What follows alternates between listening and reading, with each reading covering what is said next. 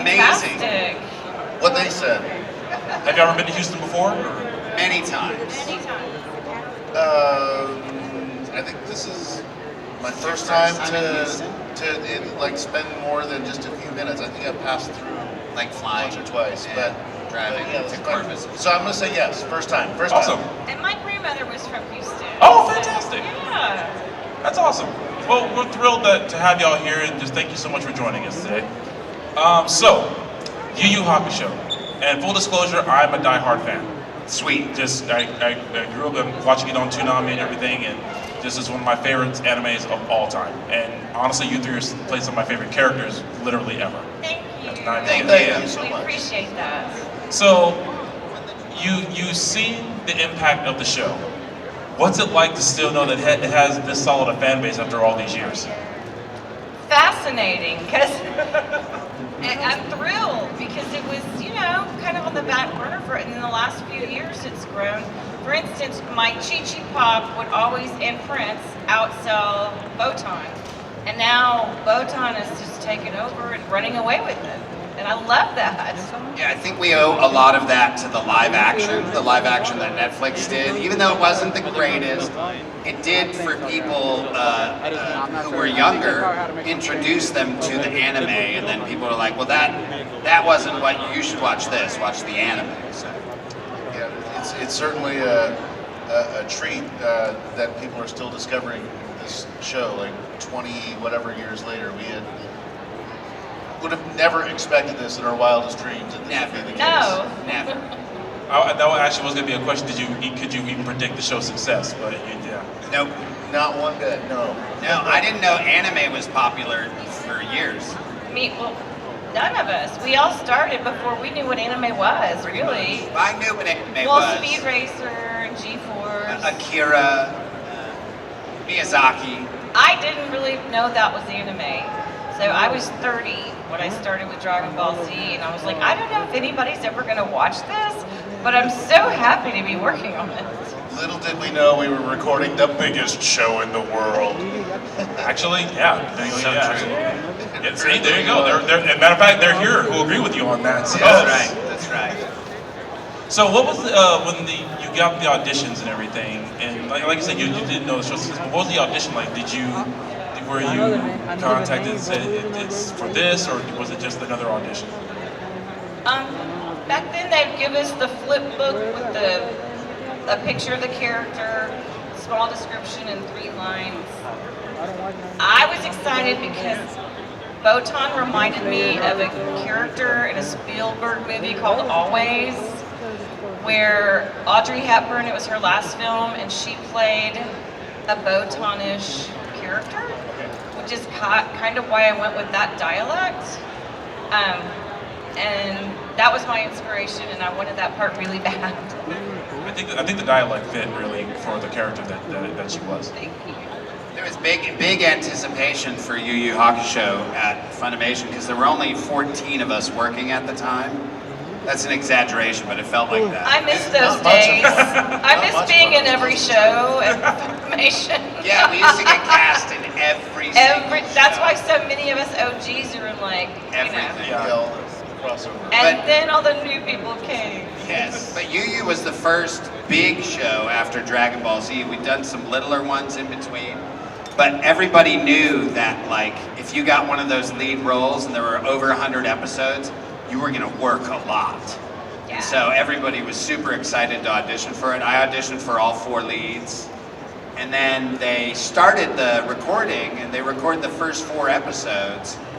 And I'm not in the first 4 episodes, so I thought I didn't get cast. So I was very, very sad. It's very sad to hear somebody I forget who told me they were recording, but I was upset. Probably Justin and or Chris, because Yeah. they were in the early episodes. Yeah, and then of course the next month came along when they recorded the next 4, and they called me and I was Hiei, and I was like, yes, got it, sweet. What was it like for you first auditioning? The audition process for YuYu, I was part of the production staff as well. I was working on I manage the script writers and all that sort of stuff. So I'd gotten to take like a little bit of a sneak peek at some of the materials. I may have actually had a hand in helping create like the audition sites. I don't really remember. But what I do remember specifically is that of the 4 main characters, I was immediately drawn to Kurama. And like my boss, our boss Barry, he came in and he's like, "Hey, you can come read for these parts." I said, "Well, I'm gonna read for him." And I pointed at Kurama. That's really the only one. That's the only one I read for was Botan. And for whatever reason, and I went down and I did the audition, and I ended up like he did have me read for all of the parts, but for whatever reason, Kurama immediately resonated with me in a way where I was just like I kind of just knew what to do. Yeah. And yeah, it worked out. So almost similar to something like Dragon Ball, there's a lot of like vocal strain because of like a lot of attacks, a lot of screaming, and a lot of yelling at Yusuke because I felt like everyone at the show had to do that. Was it ever like vocally stressful for you guys at that point during the show? Kurama is very quiet. I did not face that problem in YuYu Hakusho. I didn't either. Unlike Chi-Chi, Botan doesn't scream and yell, so it was fine for me. Hiei only yells during attacks. He never really gets angry. So Dragon of the Darkness Flame is very strenuous, but that's about it. That was about the one big, maybe one other big attack. But so it wasn't too taxing on the vocal process. Okay. Were there any moments in the show for either the moments in general or for your character specifically that just stuck with you after all these years that just really stand out to you? The first scene is the one I remember the most, where Yusuke doesn't know if he's dead, and he's like, or if I'm dead, and she's like, ding, ding, ding, ding, bingo, bingo, you win the prize. I just loved it. I just thought it was fun. The Dark Tournament, when I remember very specifically coming into the studio, and Justin's like, "Today is awesome. You bust out the Dragon of the Darkness Flame, and then your arms totally like posed." And I was like, "This sounds awesome." And then you watch it for the first time, and you're like, "That's incredible." And then you get to do it, and you're like, "Dragon of the Darkness Flame!" And it's just, you're like, I just crushed everything. And you feel very powerful for a while. Well, now I'm having EA envy. I didn't get to do that. I did Dragon of the Darkness Flame! Perfect. Rose Whip of the Darkness Flame. I don't think that'd work. It would have been an interesting looking attack if nothing else, that's for sure. True. So you do the show, you see its success, and now you get to go to cons, and you see fans like this lovely group here, and they just line up at your tables. How does that feel to see the dedicated fan base still there after all this time, and even with the new generation that they're showing? It's kind of surreal to me. Like, wow, it's quite an honor and a privilege, and I love it. Yeah, I couldn't imagine when I was a younger actor. I wouldn't have made the choice to try to make my life about anime acting. That I was about theater and film, and then I ended up in anime, and then it ended up becoming very popular, and we ended up being very much, part of the fandom. And now we literally owe our livelihoods and our lives to all the fans, because unlike actors out in LA, we don't. Texas is a right-to-work state, so we get no residuals. Back in the day, you do $35 an hour. You might work 10 hours a month, so you're cranking out $350 a month. You were rich. And when we started conventions used to be bread on the bed conventions, which was your green room was someone would throw a loaf of bread on the bed, and there'd be peanut butter and jelly on the counter. And you make your own sandwich. You make your own sandwich, and then you'd do a couple panels, and then you'd have a signing. And they'd maybe give you a couple $100s. But mostly you were there to be treated like a rock star. Yeah. Except for the bread on the bed. Except for the bread on the bed. So, and then it's just grown and grown and grown. It's huge. We're very lucky. any special fan moments that stand out for you? Like, because I know, like for someone like myself, just seeing characters like yours overcome adversity, or even the friendships and relationships that grew, just meant a lot to me. Did you have any moments like that where fans tell you how much the characters of the show meant to you? I had a particular Hiei fan who I'd gotten a message that they needed a call from me, and I used to kind of have a list of like fans that needed cheering up or whatever, and I would try to call 1 or 2 a week. And I had forgotten what I was calling her for, so I called her and I was, I was like, I'm Dr. Stein. I forget which voice I did. I did something crazy and it was really goofy. She goes, oh, and she laughed and she was having fun. And I was like, so what's going on? What are you doing? She's like, well, I'm sure you've read the news. And I was like, no, what happened? And she was like, oh, I was in a mass shooting in Northern California. I lost my sister, my niece, 7 members of my family. It was like a tribal council thing that went bad. And so I had at that moment, she's like, I was shot 4 times, stabbed 3 times.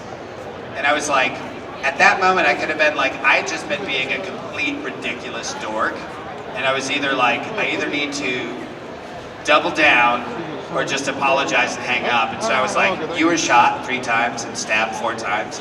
She was like, yeah. And I was like, are you Iron Man? And she laughed a bunch more. And then we just, later on, like maybe a year later, I was at SoccerCon and she was in a wheelchair, or a fan in a wheelchair came wheeling up to me.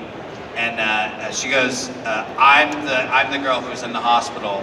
And she had painted me this picture of Hiei, shirtless, super sexy, that hangs in my studio. And when people come in, I just kind of go, like, touch his chest. But it's the most awesome Hiei picture I have. I mean, for me, it's besides the ones that are like, watching this show got me through a very hard time in my life. But I was at a convention recently where it was somebody's Make-A-Wish. A kid, cancer, and his mother's like, well, we're just trying to get the whole cast before he dies. But he's sitting in the wheelchair and he couldn't be happier. He's like, yeah, sign it. And I just was stunned, that we would be anyone's Make-A-Wish. I mean, I've just touched at every convention I go to. I mean, someone always comes up and they have like paintings of Kurama, or like a little plushie toy that they've sewn, or just all these little craft projects where they show their love for the character. I've got a little shelf at home that holds all of these things. I don't know. Yes, we have touching very sweet fans that bring us. You guys are the best. Yes. That's awesome. So before like conventions, was there ever a moment like, because you say you all worked at Funimation, you did so many shows, but of course some shows stand out more than others. Was there ever a moment that you saw that YuYu Hakusho was going to be one of the shows that really made it? I didn't either. The first. It was during YuYu Hakusho that Funimation brought me out to San Diego Comic-Con, and I thought I was going to be like passing out flyers to like, watch the show, YuYu Hakusho, it's a great show. And they were like, I was like, when do we start work? And they're like, your first signing is at 1 o'clock from 1 to 4. And I was like, signing? Nobody's going to want my signature. And then they brought me to a table, and there was nobody there, and I was like, see? There's no one here, but there was like a line. They had queued the line up away from the table. There was like this gigantic line around the room, and they were like, "Release the hounds!" And all the fans came up, and I was like, I didn't understand. My first 10 signatures looked like my 3rd grade paper. Mine still do.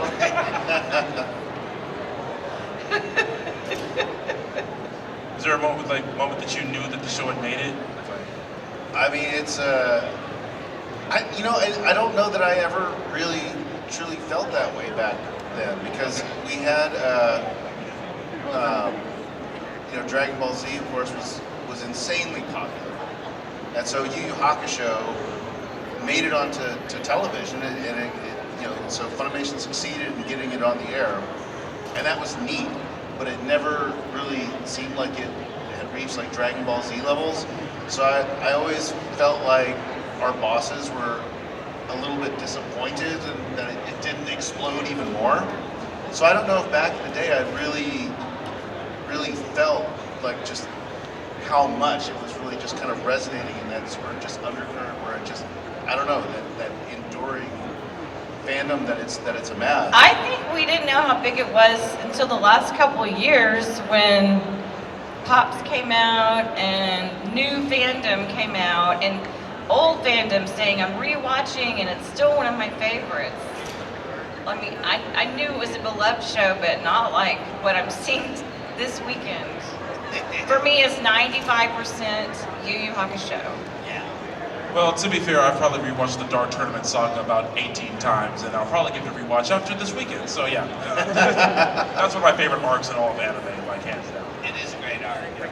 So, and speaking of arcs in anime and anime in general, you three, along with Funimation and everyone you had at the time, like you said, the 14 people, but it's because of the work all of you did. Anime really had staying power in the States, like it did. How does that feel to know that you guys had a gigantic hand in that legacy? I didn't ever think about it till now. I mean, I can't believe it. Look at it like that. It's pretty astounding and very, very, very flattering. Yeah, I guess had we all been terribly untalented and the voices would have been sucky, maybe anime never would have happened. We could have tanked it. We could have tanked the entire industry. I'm not sure we make anime better. We can definitely make it worse. True. But in that time, we didn't, like you said, we didn't aspire to be voice actors or do it. We were just working actors, trained, working in all genres. So it was a new genre. So never did I think we were going to be partly responsible or blamed. I think it's mostly my fault. I think I brought a level of skill that established anime as a force in the world. I mean, if I were you, I would just take the credit and run with it. I did. I just did. I don't know if you deserve what I Let's just said. revert back to your poster. I mean, that's true. You do have the Hiei poster that you can show off anytime you want to. Yes. That's true. So, have there been any roles that you haven't done yet that you want to? I've always been, I'm a fan of Sherlock Holmes. I would love if they did an anime Sherlock Holmes. Ooh, that'd be fun. I would love to be Sherlock Holmes. I would love to be in, what's the one with the school right now? The really, really, really big one. The one with the school? School kids. My Hero Academia. Sorry, it's been a long day. It's been a long day. My Hero, I would love to be in that. Fairy Tale, I had bit parts. I'd love to do more in that. Spy Family. I'm just happy anytime I get a call to come in. Well, ditto, yeah. I'll take whatever they're giving out. I went in and recorded a very short session the other day. I played a character who showed up. I forget the name of the show. It's one of those like I'm the Villainess or something like that. I know what you're talking about. I can't think of the name either, but yeah. But he's like a teacher at a school. He showed up. His name is John. So it popped up. Obviously, I was typecast. As a John. So they called me in. I was like, wow, I've been doing this 25 years. This is my first John. I'm playing John for the first time. He was this older man, just like this shock of white hair. Styled about like mine and glasses about like mine. And I was like, wow, and in about a year, I'm going to look exactly like this guy. And I've officially entered the I played the gray hair guy stage of my career. Welcome. I've been here for a long time. I look forward to seeing what comes in this new stage. You're going to learn to talk like this, John. I know. So let's say that you get a call tomorrow, and they want to do a new YuYu Hakusho, bring all of you back for a further adventure with Yusuke and the others. Are you guys in? No, God, I would never. Yes. Of course not. Oh my gosh. And what's sad is I keep hearing fan rumors that they're gonna redo it or do a movie or add, blah blah blah blah. And I know it's probably not true. We never know till we're called in. We never do. But it's just enough hope that I'm just like, please. That'd be great. Well, see, that's up to us, guys. If we want to see that, which I think all of us would love to see that, I think we got to start generating the noise for that to happen, right? You gotta get to the guy that wrote it, the same guy that writes Hunter x Hunter. Yeah. From your lips to his ears. Fans can be very annoying when we want to be, and annoying into a new YuYu Hakusho. I think we can do that. And she just says, "Fine, God, leave me alone." I think we can get that. So we're almost out of time, but I think one last thing that we can do before we go is if each of your characters would have some advice for the fans, what would that advice be? I don't know, I gotta think. Be kind on Earth so that you can go to Otherworld. Stop whining about it. Any prize worth having requires a risk. Actually, that was I good. know. Wow. From Kurama's lips, and I didn't come up with it. Actually, that does sound a lot like something a Kurama would say, and you would know what Kurama would say. So. I have some inclination as to what it might be. Kurama was full. He has all sorts of good advice. He's just a wise. He's a wise dude. He was the wise. Yeah, I feel like he kept everyone out of trouble as much as he could. As much as he could, considering he was surrounded by 3 other dudes who were determined to run in every chance. Just make a mess whenever we can. Was that fun to be the make a mess character sometimes? Yes, I love Hiei. He is great. Well, that's just about all the time we have. And so, again, from all of us to the 3 of you, we want to thank you so much for the characters you brought to life because it meant so much to every single one of us. The show meant a lot, and we seriously do hope they can come back someday, and the 3 of you will come back as well. Well, we would Thank you love so that. much. Thank you guys for watching it. Thank you for coming to our panel. Yes. If you'd like to visit us, we're Yeah, on the guys that are side still of the here wall. all weekend. Please visit their table. If you've done so already, okay, do it again. Why not? Buy some more merch of theirs, guys. Thank you. Thank you all so much. Thank Thank you you. guys for joining us.